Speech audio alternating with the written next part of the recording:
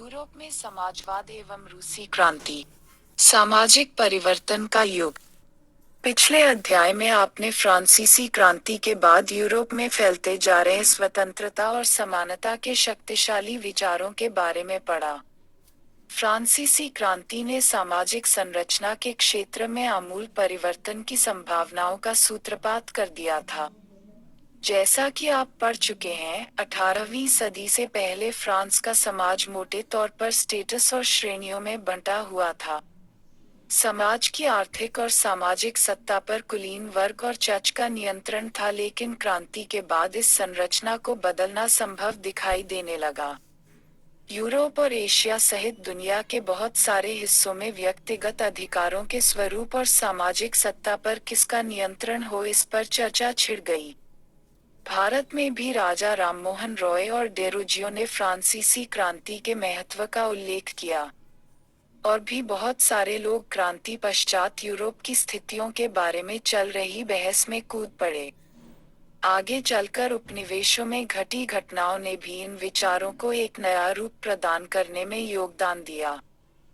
मगर यूरोप में भी सभी लोग आमूल समाज परिवर्तन के पक्ष में नहीं थे। इस सवाल पर सबकी अलग अलग राय थी। बहुत सारे लोग बदलाव के लिए तो तैयार थे, लेकिन वह चाहते थे कि यह बदलाव धीरे धीरे हो। एक खेमा मानता था कि समाज का आमूल पुनर्गठन जरूरी है। कुछ रूढ़िवादी कंजर्वेटिव्स थे तो कुछ उदारवादी लिबरल्स या आमूल परिवर्तनवादी रेडिकल समाधानों के पक्ष में थे। उस समय के संदर्भ में इन शब्दों का क्या मतलब था? राजनीति की इन धाराओं में क्या फर्क थे और कौन कौन सी बातें थीं जो समान थीं? यहाँ हमें ध्यान रखना चाहिए कि इन शब्दों का अर्थ हर काल और परिवेश में एक ही नहीं होता। इस अध्याय में हम 19वीं शताब्दी की कुछ महत्वपूर्ण राजनीतिक परंपराओं का अध्ययन करेंगे और देखेंगे कि उन्होंने परिवर्तन के संदर्भ में क्या असर डाला। इसके बाद हम एक ऐसी ऐतिहासिक घटना पर अपना ध्यान केंद्रित करेंगे जिसमें समाज के रेडिकल पुनर्गठन का एक गंभीर प्रयास किया गया। रूस में हुई क्रांति के फलस्वरूप समाजवाद 20वीं सदी का स्वरूप तय करने वाले सबसे महत्वपूर्ण और शक्तिशाली विचारों की श्रृंखला का हिस्सा बन गया। 1.1 उदारवादी, रेडिकल और रूढ़िवादी समाज परिवर्तन के समर्थकों में एक समूह उदारवादियों का था। उदारवादी ऐसा राष्ट्र चाहते थे जिसमें सभी धर्मों को बराबर का सम्मान और जगह मिले। शायद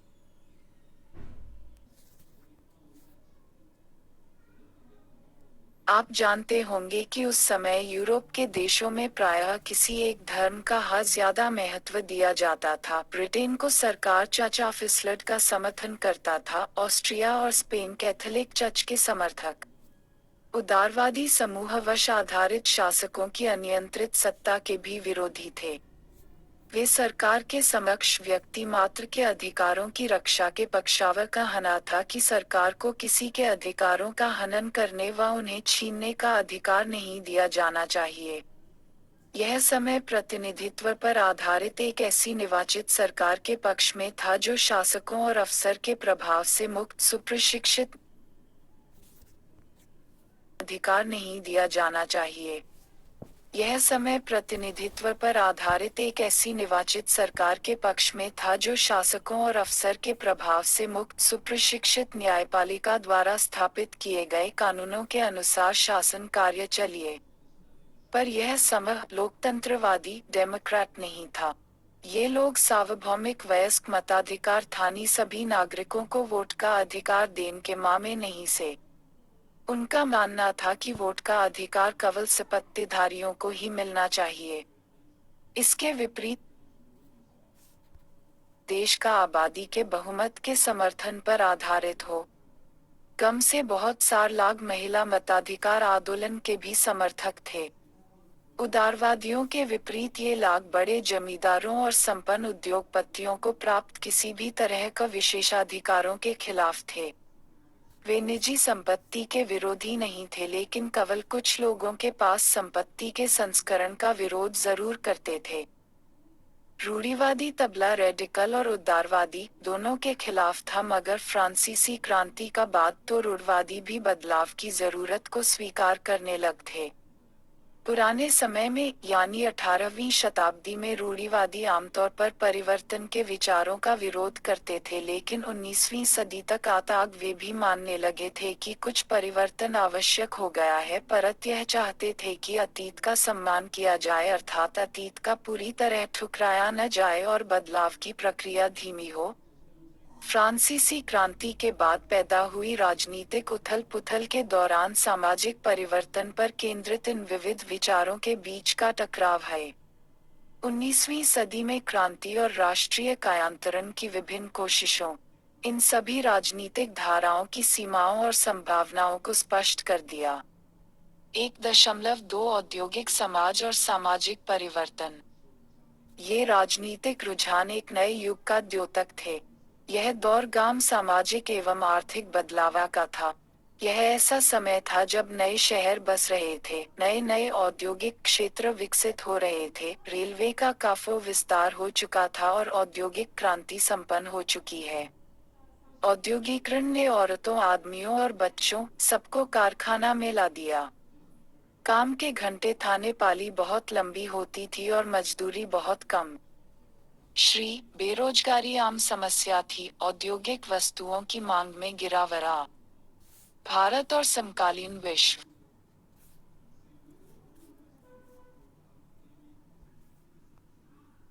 नए शब्द।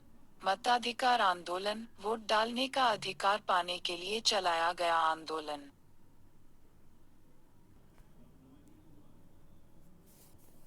चित्र 1। 19वीं शताब्दी के मध्य में लंदन के गरीबों की दशा उसी समय की दृष्टि से। खोत, Henry Mayhew, London Labour and London poor 1861। एक व्यक्ति जाने पर तो बेरोजगारी और बढ़ जाती थी, शहर तेजी से बसते और फैलते जा रहे थे, इसलिए आवास और साफ सफाई का काम भी मुश्किल होता जा रहा था। उदारवादी और रेडिकल दोनों ही इन समस्याओं का हल खोजने की कोशिश कर रहे थे। लगभग सभी उद्योग व्यक्तिगत स्वामित्व में थे। बहुत सारे मेडिकल और उदारवादियों के पास भी काफी संपत्ति थी और उनके यहाँ बहुत सारे लोग नौकरी करते थे। उन्होंने व्यापार या औद्योगिक व्यवसायों के जरिए धन दौलत इकट्ठा की थी, इसलिए वह चाहते थे कि इस तरह के प्रयासों को ज्यादा से ज्यादा बढ़ावा दिया जाए। उन्हें लगता था कि अगर मजदूर स्वस्थ हों और नागरिक पढ़े लिखे हों, तो इस व्यवस्था का भरपूर लाभ लिया जा सकता है। ये लोग जन्मजात मिलने वाले विशेषाधिकारों के विरुद्ध थे। व्यक्तिगत प्रयास, श्रम और उद्यमशीलता में उनका गहरा विश्वास था। उनकी मान्यता थी कि यदि हर एक को व्यक्तिगत स्वतंत्रता दी जाए, गरीबों को रोजगार मिले और जिनके पास पूंजी है उन्हें बिना रोक टोक काम करने का मौका दिया जाए, तो समाज तरक्की कर सकता है। इसी कारण 19वीं सदी के शुरुआती दशकों में समाज परिवर्तन के इच्छुक बहुत सारे कामकाजी स्त्री पुरुष उदारवादी और रेडिकल समूहों व पार्टियों के इर्द गिर्द गोलबंद हो गए थे।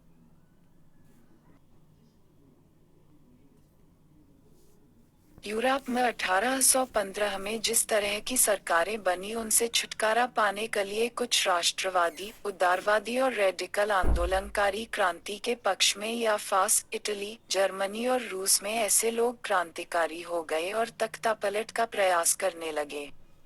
राष्ट्रवादी कार्यकर्ता क्रांति का आरती ऐसे राष्ट्र की स्थापना करना चाहते थे जिनमें सभी नागरिकों का समान अधिकार प्राप्त हो। 1815 के बाद इटली के राष्ट्रवादी गिसेप्पे मज्जिनी ने यह लक्ष्य प्राप्त करने के लिए अपने समर्थकों के साथ मिलकर राजा के खिलाफ साजिश रची थी। भारत सहित दुनिया भर के राष्ट्रवादी उसकी रचनाओं को पढ़ते थे।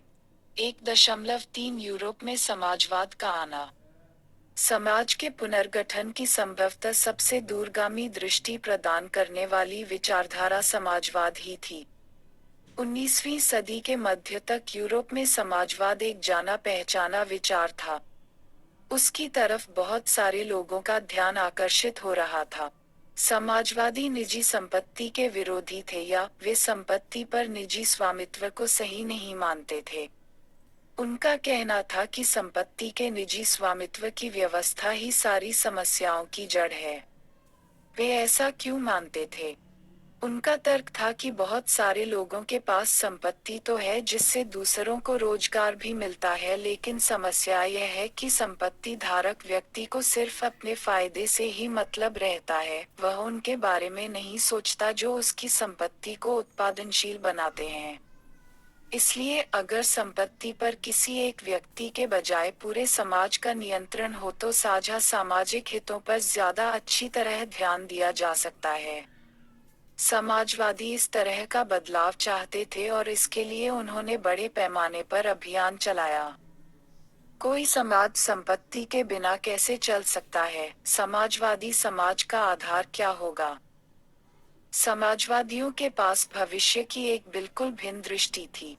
कच्छ समाजवादियों को कोऑपरेटिव चीनी सामूहिक उद्यम के विचार में दिलचस्पी थी। टालैंड के जाने माने उद्योगपति रॉबर्ट ओवन 1771-1858 ने इंडियाना अमेरिका में नया समन्वय न्यू हार्मनी के नाम से एक नए तरह के समुदाय की रचना का प्रयास किया। कुछ समाजवादी मानते थे कि केवल व्यक्तिगत पहलकदमी से बहुत बड़े सामूहिक खत नहीं बनाए जा सकते। वह थे कि सरकार अपनी तरफ से सामूहिक खेतों को बढ़ावा दे। उदाहरण लिए फ्रांस में लुई ब्लॉक 1,81,31,882 चाहते थे कि सरकार के लिए फ्रांस में लुई ब्लॉक 1812 पूंजीवाद उद्यमों की जगह सामूहिक उद्यमों को बढ़ावा दे। कोऑपरेटिव ऐसे लागा के समूह थे जो मिलकर चीजें बनाते थे और मुनाफे को प्रत्येक सदस्य किए गए काम हिसाब से आपस में बांट।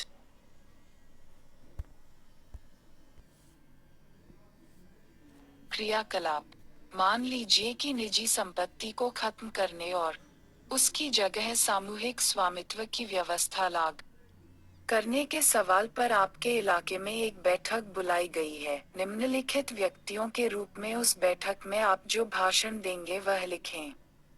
एक गरीब खेतिहर मजदूर, एक मंझौला भूस्वामी, एक गृहस्वामी। कार्ल मार्क्स 1,81,81,882 और फ्रेडरिक एंगल्स 1,82,01,1803 में पस दिशा में कई नए तर्क पेश किए। मार्क्स का विचार था कि औद्योगिक समाज पूंजीवादी समाज है। फैक्ट्रियों में लगी पूंजी पर पूंजीपतियों का स्वामित्व है और पूंजीपतियों का मुनाफा मजदूरों की मेहनत से पैदा होता है। मार्क्स का निष्कर्ष था कि जब तक निजी पूंजीपति इसी तरह मुनाफे का संचय करते जाएंगे तब तक मजदूरों की स्थिति में सुधार नहीं हो सकता। अपनी स्थिति में सुधार लाने के लिए मजदूरों को पूंजीवाद व निजी संपत्ति पर आधारित शासन को उखाड़ फेंकना होगा। मार्क्स का विश्वास था कि खुद को पूंजीवादी शोषण से मुक्त कराने के लिए मजदूरों को एक अत्यंत भिन्न किस्म का समाज बनाना होगा जिसमें सारी संपत्ति पर पूरे समाज का यानी सामाजिक नियंत्रण और स्वामित्व रहेगा। उन्होंने भविष्य के इस समाज को साम्यवादी कम्युनिस्ट समाज का नाम दिया। मार्क्स को विश्वास था कि पूंजीपतियों के साथ होने वाले संघर्ष में जीत अंततः मजदूरों की ही होगी। उनकी राय में कम्युनिस्ट समाज ही भविष्य का समाज होगा। 1.4 समाजवाद के लिए समर्थन 1870 का दशक आते आते समाजवादी विचार पूरे यूरोप में फैल चुके थे। अपने प्रयासों में समन्वय लाने के लिए समाजवादियों ने द्वितीय इंटरनेशनल के नाम से एक अंतर्राष्ट्रीय संस्था भी बना ली थी। इंग्लैंड और जर्मनी के मजदूरों ने अपनी जीवन और कार्य स्थितियों में सुधार लाने के लिए संगठन बनाना शुरू कर दिया था। संकट के समय अपने सदस्यों को मदद पहुंचाने के लिए इन संगठनों ने कोष स्थापित किए और काम के घंटों में कमी तथा मताधिकार के लिए आवाज उठाना शुरू कर दिया।